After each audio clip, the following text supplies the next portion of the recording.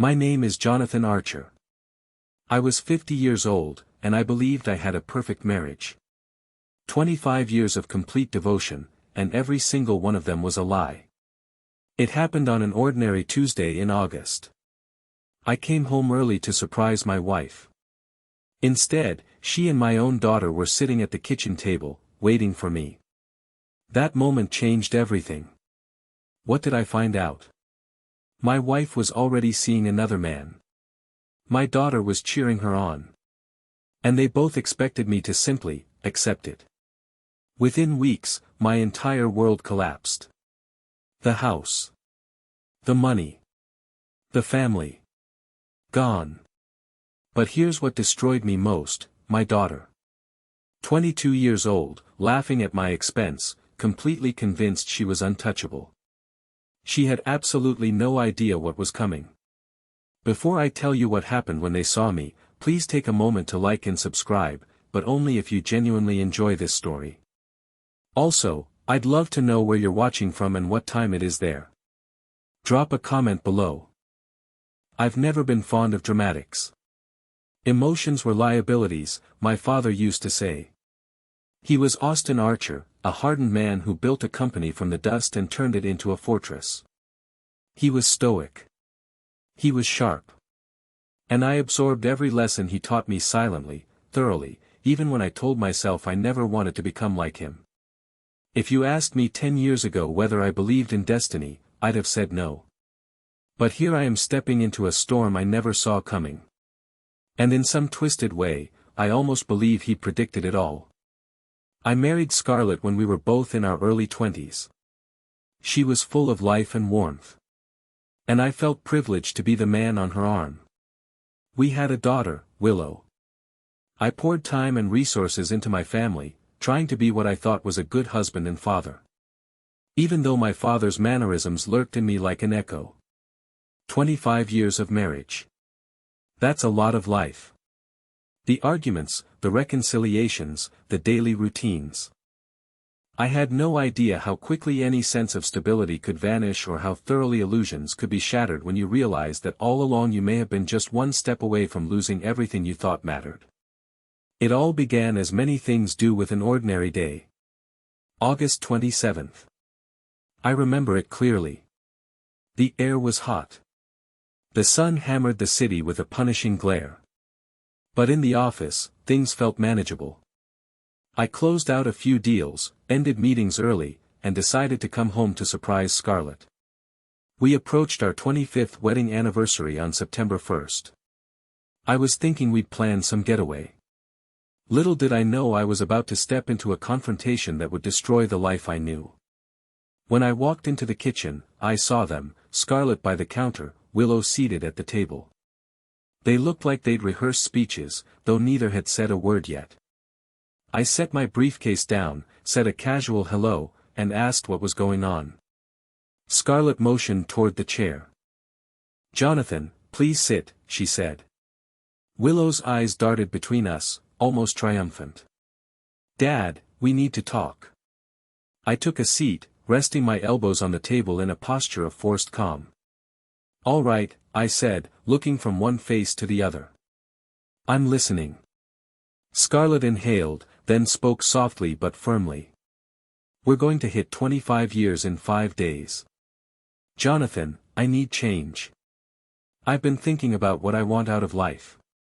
These have been good years, I suppose, but I want the chance to explore something else." "What do you mean something else?" I asked, my voice strangely steady. Willow chimed in. "Mom wants an open marriage," she said, her tone almost gleeful. "And I think it's a great idea. All modern couples do this. Everyone does, Dad. Physical stuff doesn't matter. You just need to trust each other." I turned to my daughter.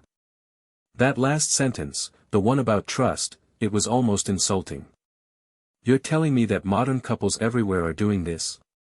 Really?" She nodded like she was an authority on the matter. "You're so old-fashioned. Love isn't just about being physically exclusive these days. If you really love each other, you'll let each other be free. Inside, my stomach burned, a quiet anger simmering, but outwardly I maintained a neutral look. "Scarlet," I said, turning my attention to my wife. "Is this how you feel?" She bit her lip, eyes shifting across the table. "Jonathan, I just need a change. It's not that I'm unhappy. I'm just bored with this. Doing the same thing, sleeping with the same man. I want something new." When she put it like that with so little regard, something twisted in my chest. I had the urge to stand up and walk away. But I stayed put, tapping my fingers on the table in an old habit from my Army Ranger days. "Count, breathe, don't let them see you break." So I said at length, "This is your plan? You date other men and I do what? Sit at home, wave goodbye as you head out with them?" Willow scoffed. "Stop being so dramatic, Dad. You can date, too. Nobody's stopping you, but let's be honest, it might be a challenge for you.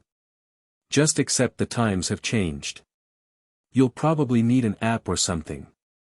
But hey, you can figure it out." They started giggling like I was some punchline on late-night TV. I clasped my hands, exhaled, and asked, "Is there already someone you have in mind?" "Scarlet." She hesitated only briefly. "It's James," she said softly. "James Smith. He owns that nice restaurant on Avenue Street." Willow leaned forward, excited. "Oh my God, Mom. I love your taste. He's so gorgeous. Good for you." Something inside me tightened. James, of course, I'd entertained business associates at his place so many times, and now he was apparently betting my wife. Still, I forced an even tone. "I see you two have planned it well. So, Willow, you're telling me that if James wants to date your mother, you're all right with it?" She flashed an easy smile. "Of course. Don't be such a dinosaur, Dad." I said nothing else. Rising from my chair, I walked toward the sink, letting the quiet stretch. They seemed perplexed by my calm. "Scarlet," I said at last. "This is no trifling matter. You know that, right?" She nodded, but set her jaw. "I've never been more certain of anything," she said. I turned off the tap. "All right, I'm in." They froze, and Willow actually smirked as though I'd given them a gift. "Really? You'll agree to open the marriage?" "Yes," I said, on one condition. "There can't be conditions," Willow interjected, crossing her arms. "That's controlling." "I make the conditions," I cut her off, turning to stare at both of them. "This house belongs to me, courtesy of the prenup I assigned with your mother at my father's insistence. You two want your open arrangement. That's fine, but I will decide the ground rules for how we live in my property. If that's not acceptable, you'll find yourselves a different house, a different life. Understood?" Scarlet's eyes widened, a flicker of apprehension there. Willow tried to brush it off with a laugh. "Dad, this is half Mom's house legally." But Scarlet held up a hand. "Stop, Willow," she said, her voice low. "He's right. We did sign a prenup. The house belongs to Jonathan." I could sense Willow's tough facade losing ground. "But you're not going to just kick us out, are you, Dad?" I didn't answer. Instead, I walked out, leaving them to stew in the possibility. Later that evening, I hovered outside the kitchen listening to them. Old habits die hard, I suppose. I heard Willow whispering, "See, he'll never actually throw you out. He's bluffing.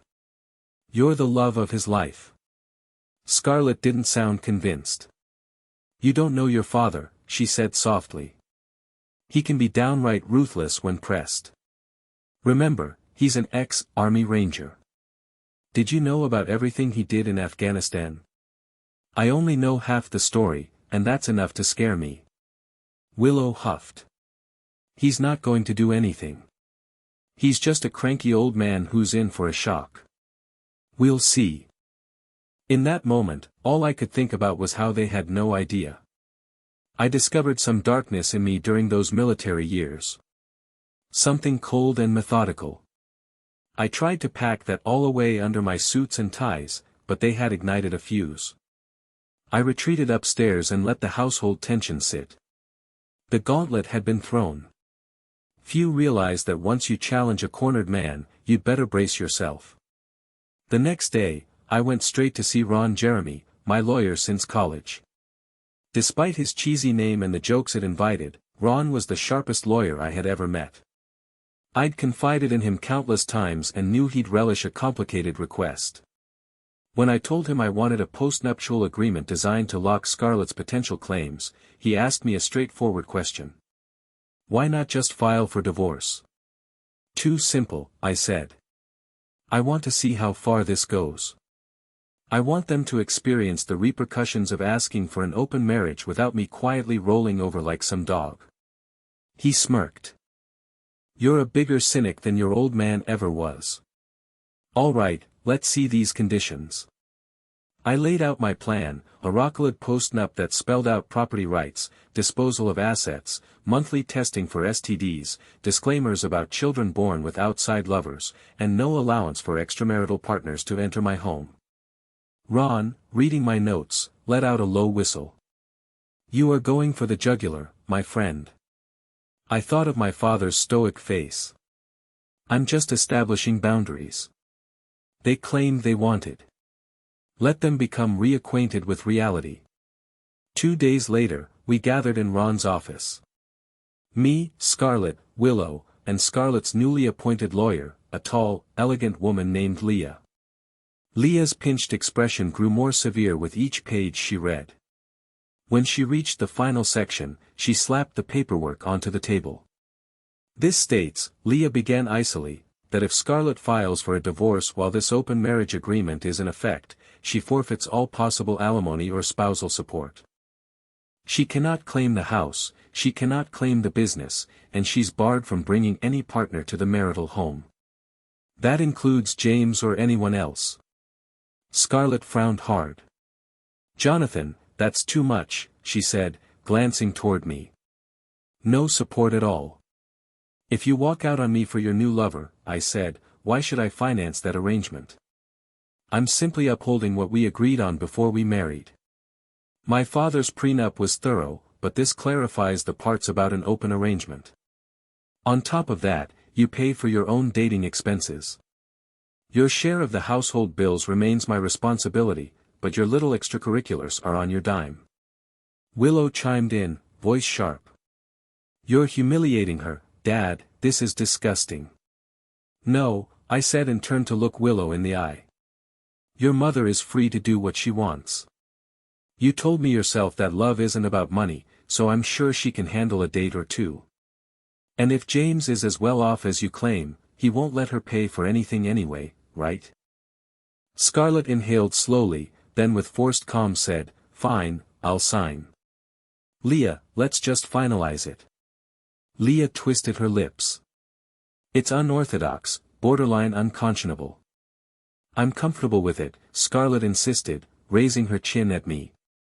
He's trying to intimidate me, but I'm not scared.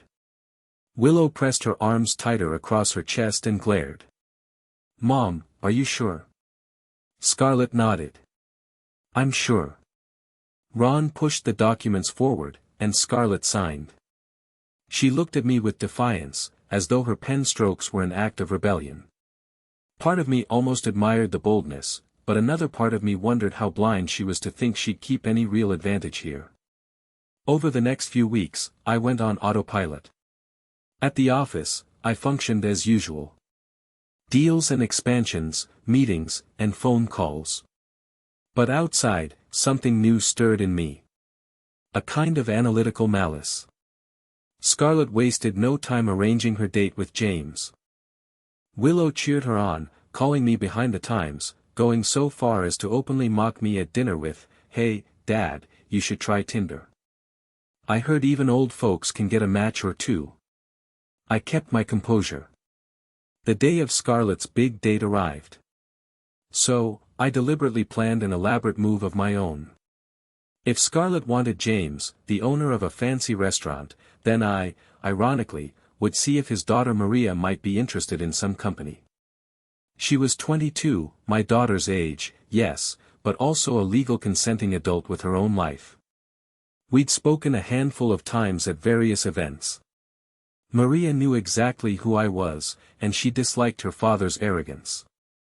It seemed she was looking for a chance to rebel against him. I reached out, somewhat half serious, half curious, and to my surprise, she accepted an invitation to dinner.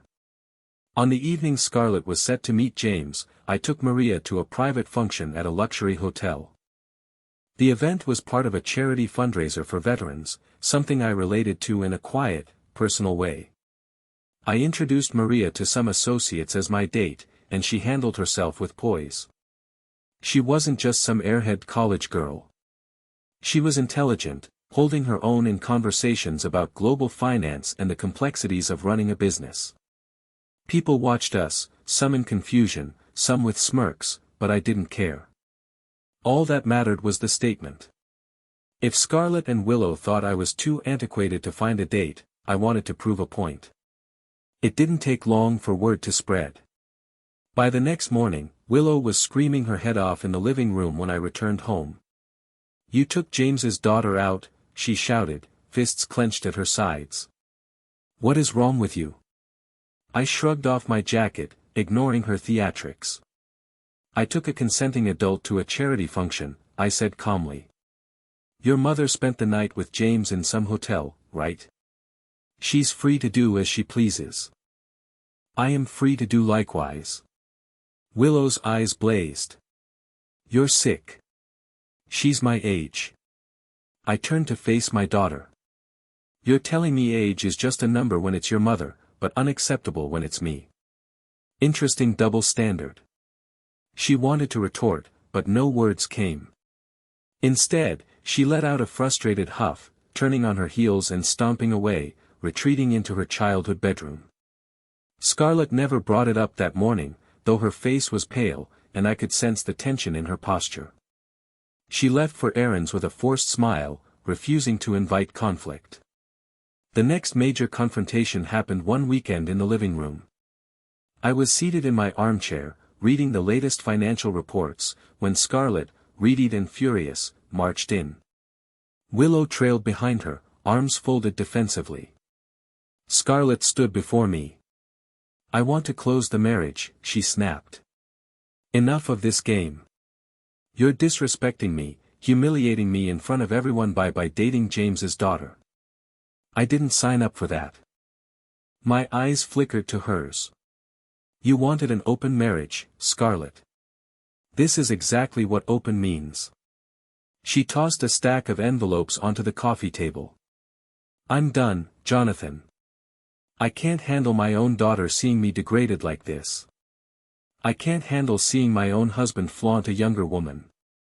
Okay, it's humiliating. Let's end this farce." I saw Willow nodding vigorously. "Mom's right. This was definitely not the plan. You're making a mockery of us." I forced myself not to laugh. "The plan?" I repeated. "Did you think you could waltz in? Tell me you're having an affair and I'd stay home like a convenient ATM paying for your escapades while you enjoy your new boyfriend's company? Did you assume I wouldn't fight back?" "This isn't a war," Scarlet said, her voice wavering with a mix of anger and desperation. "Or at least it wasn't supposed to be. Fine, let's just say I made a mistake. I don't want James anymore. I just want to go back to how things used to be. Can we do that? Can we pretend we never tried this?" "No," I said simply, crossing my legs. "We're not closing anything." Scarlet's eyes clouded with confusion. "What do you mean?" I said, "No, you wanted an open marriage. We have a postnup that says this arrangement stands until we both agree to close it and I don't agree. So the arrangement stays." She stood there trembling. "You're punishing me," she said, her voice breaking. I shrugged. "You're the one who asked for it." Willow spoke up. "Dad, come on. She said she doesn't want it anymore." Be reasonable. Did you never love Mom at all? My gaze flicked to Willow. A rush of frustration rose in me, bitter and heavy. You think love is a one-way street? Where was your mother's love when she asked to degrade me to basically publicly humiliate me with her paramour? Did either of you once consider my feelings? They stared, unable to answer. I grabbed my wallet, stood up, and walked to the foyer. I'm heading out, I said. Don't wait up. I have a date. Scarlet's face fell. Willow just gawked like she wanted to hurl insults, but no words formed. I left. The echo of the front door slam punctuating my departure. 2 days after that confrontation, Willow tried to meddle again. She cornered me in the hallway before breakfast. Mom is in tears every night. She's miserable. I marched toward the kitchen. Calm. Miserable because her plan backfired. Are you telling me you're concerned about her mental health or just upset you have to witness it? Both, Willow announced defiantly, stepping into my path. Dad, just quit messing around with Maria. If you want to keep the marriage closed, then act like it. Or if you want to divorce her, do it. But don't torture Mom like this. I brushed past her, ignoring the surge of rage in my chest. You didn't mind the idea of me being tortured in the first place, did you? Or did it amuse you to think of your father losing his dignity while you cheered your mother on? She flinched. That's not fair. It was about empowerment. Spare me, I said sharply. I'm through paying for your nonsense. Speaking of which, how's that car lease? Didn't it end soon? Who's paying the extension? She frowned, confused, as if the abrupt change in subject caught her off guard. You know, I don't have the money, Dad. Then you better figure it out, I said. Because I'm done footing the bill for you. The same goes for your ridiculous credit card debt and college tuition. Find a job or find another sucker, maybe James, or your mother's new flings. They might be charitable. Who knows? Her face palled. Are you serious? You can't just cut me off. I'm your daughter. I carefully set down my coffee mug. You took your mother's side. That's fine. Now you get to live with the consequences of it. Her teeth clenched in frustration. You're going to make me beg. Try working, I said coldly. Ever heard of that? She stormed out, tears brimming, shouting. You're a monster. As she disappeared down the hallway. 2 more weeks crawled by. Willow's bills piled up. She had that leased car, her mounting college loans, and no steady job. She spent her days texting friends, waiting for a miracle. Maybe she expected me to cave. Eventually, the time bomb went off. One afternoon, I returned from work to find Willow on my doorstep, furious, tears staining her face. I got a letter saying they're going to repossess the car, she hissed, shoving a piece of paper in my face. You can't do this. I need my car. I can't just not go to class or show up somewhere on a bus like a loser. I sighed, stepped around her, unlocked the front door. If you feel too proud to take a bus, that's your problem. She followed me inside, gesturing wildly. Dad, you were always the one who said you stand by me, that I wouldn't have to worry about money during college. Are you really going to backtrack on your word? Scowling, I turned to her. My condition for paying your bills was that you at least respect me. Instead, you and your mother tried to humiliate me, so yes, I am backtracking. If you can't handle the new reality, you're free to leave. I can't pay for any of these debts, she yelped. I have like $300 in my bank account. I headed toward the living room. Not my problem. Ask your mother's lover. Maybe James can cut you a check. Or maybe one of your mother's future bed partners. Willow let out a shocked breath. That's cruel. I gave her a cold, tight smile. I'm only following your logic, dear daughter. Mom's free. You're free. Everyone's modern, right? Isn't that what you wanted? She slapped the arm of the couch in frustration. Why are you being so nasty? Yes, do tell, said a new voice. It was Scarlet, stepping out from the hallway. Her expression was brittle. She held her arms crossed over her chest, looking at Willow, then me. Why are you punishing both of us like this? I turned to my wife. I'm not punishing anyone. I'm simply not rewarding disloyalty. Scarlet's eyes flicked to Willow, who was on the verge of sobbing. She softened her tone. Will, honey, go upstairs. I'll talk to him. Willow glared at me one more time, then stomped away, brushing angrily past her mother. Scarlet waited until she was gone, then faced me directly. Jonathan, enough. You've made your point. This entire open marriage fiasco was a terrible idea, but now you're just being sadistic. She's your daughter. She's young.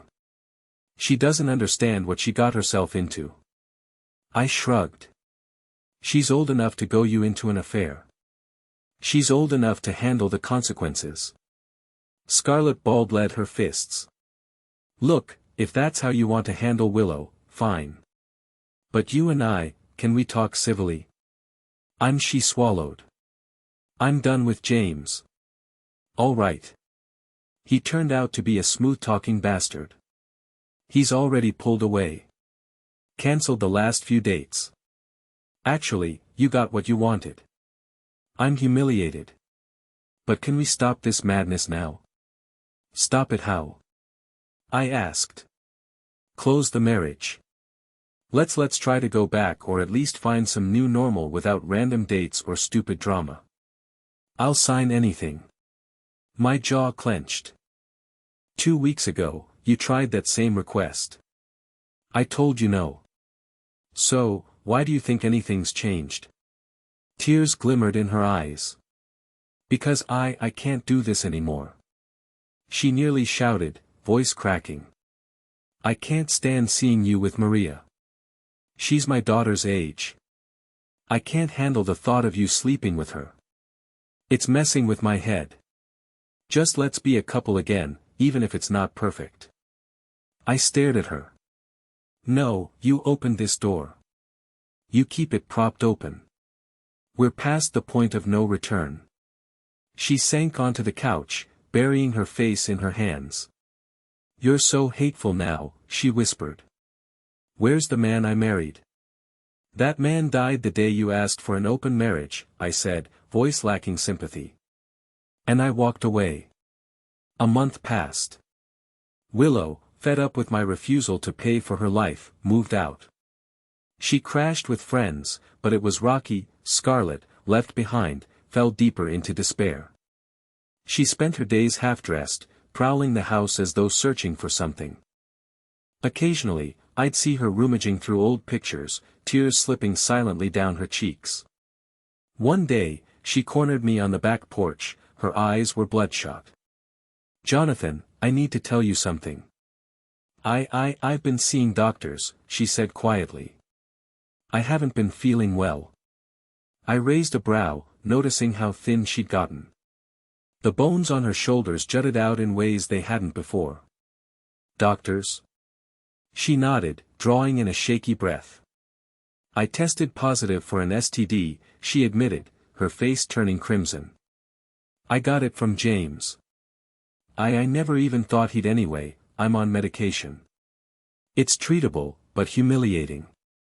So, I hope you're happy. You got your revenge. Something in me twitched, a pang of guilt or pity I couldn't discern, but my voice remained controlled. I'm not happy, Scarlet. This is all a consequence of your choice. Do you think I set this up? No. You asked for an open marriage. I said yes. Then you jumped right into bed with the first man who charmed you. A tear slid down her cheek. She swiped it away angrily. I get it. You hate me. I just hope you're being safe with your fling because STDs are no joke. I stared at the fence, at the horizon beyond, anything but her gaze. Maria's not some fling. But thank you for the concern. She stared at me, voice trembling. You're a monster. I said nothing. She whirled around and left me alone on the porch. I remained there a good while, letting the autumn breeze swirl around me. Some part of me felt a faint sense of sorrow for her, for what she was going through. Another part just reiterated the same old line. She brought this on herself.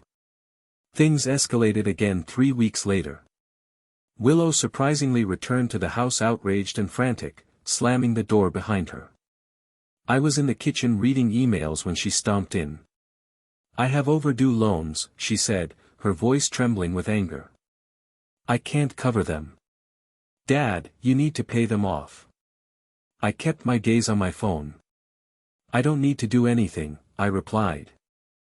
I told you I'm not your personal piggy bank anymore. Her eyes darted about the room.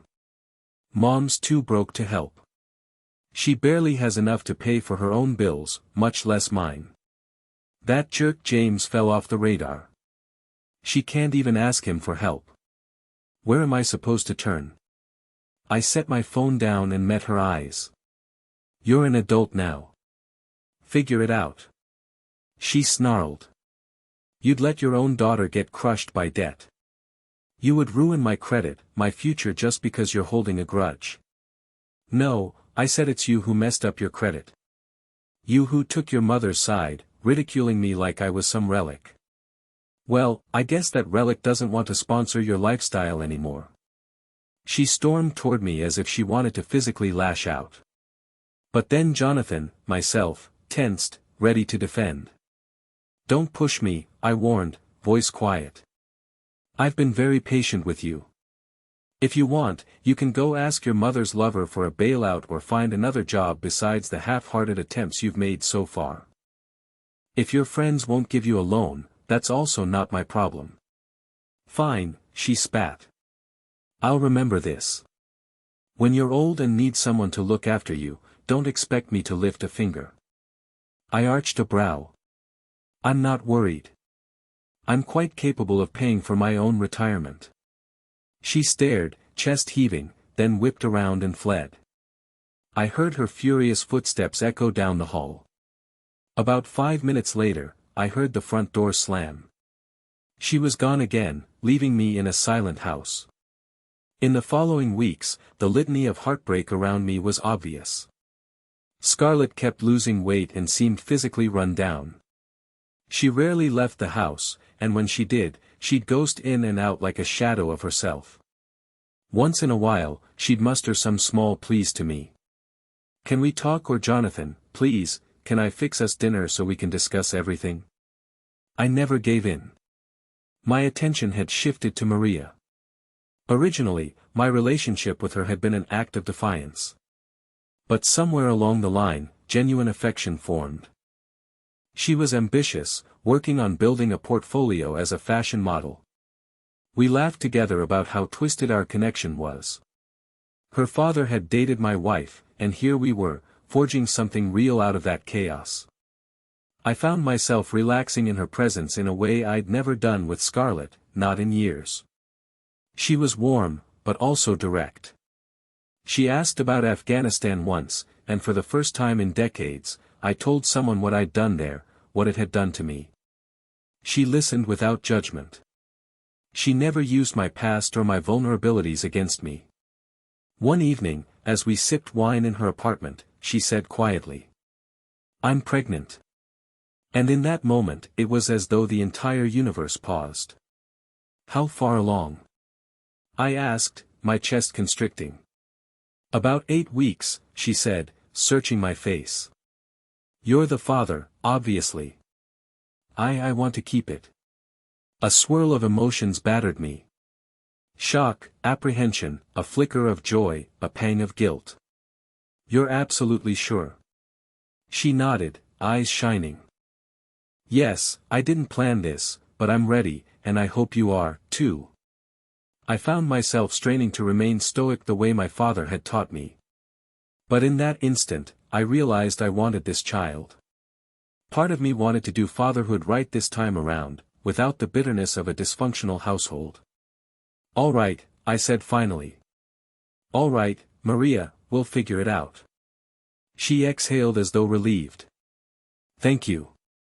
I know it's complicated, but I don't want to run. I never intended this just to be vengeance on my father." That mention of James made me stiffen, but I set it aside and kissed her forehead. "Let's not talk about him. Let's worry about us, about the baby."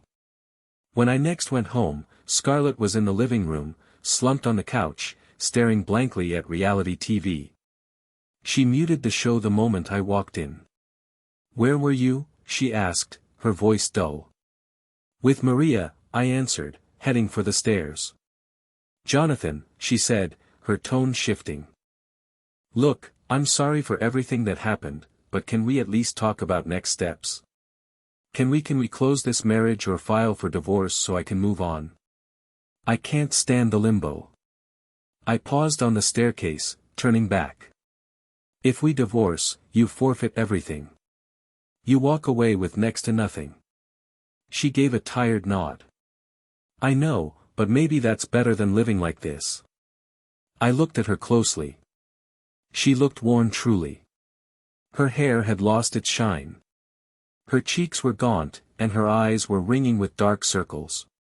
For a split second, I pictured the Scarlet I married decades ago, and a pang of sadness welled in me, but it was fleeting. "We'll talk about it," I said coolly and went upstairs.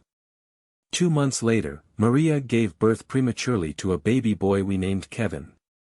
That swirl of new fatherhood consumed me, overshadowing any leftover thoughts about Scarlet or Willow. I found myself with renewed purpose, stepping away from the office more often, delegating responsibilities to my senior managers, focusing on Maria and the child. I proposed soon after Kevin was born, wanting him to have a stable family.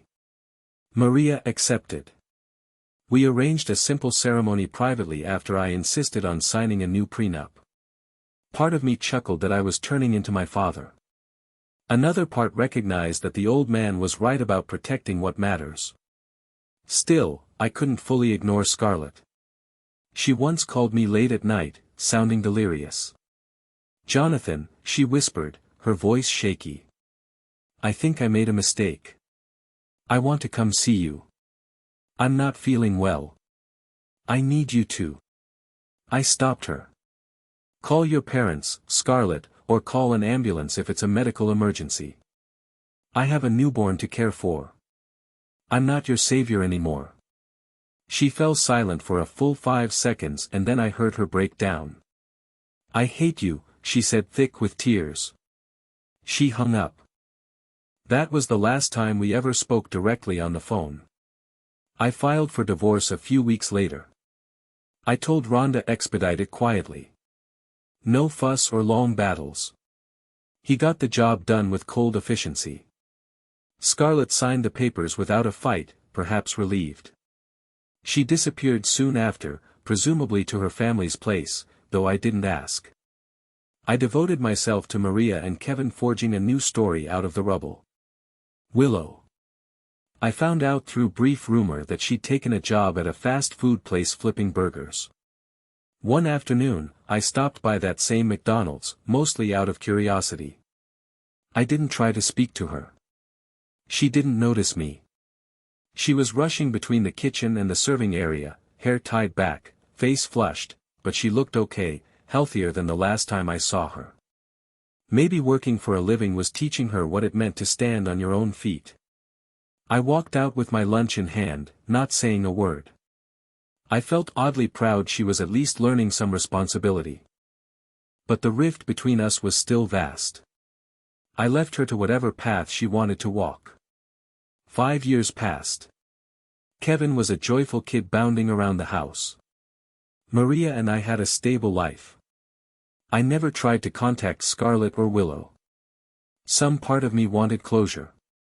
Another part was too entrenched in the new reality to dwell on old regrets. Occasionally, through random acquaintances or sparse news, I heard that Willow had found another job, that she was renting a small apartment, slowly paying off loans. Good. No reason for me to step in. She made her choice long ago. Resistance to my money was exactly what she needed. One Sunday morning, the phone rang. I'd been in the living room helping Kevin organize his art supplies. Maria was out back enjoying coffee in the easy sunshine. The caller ID startled me.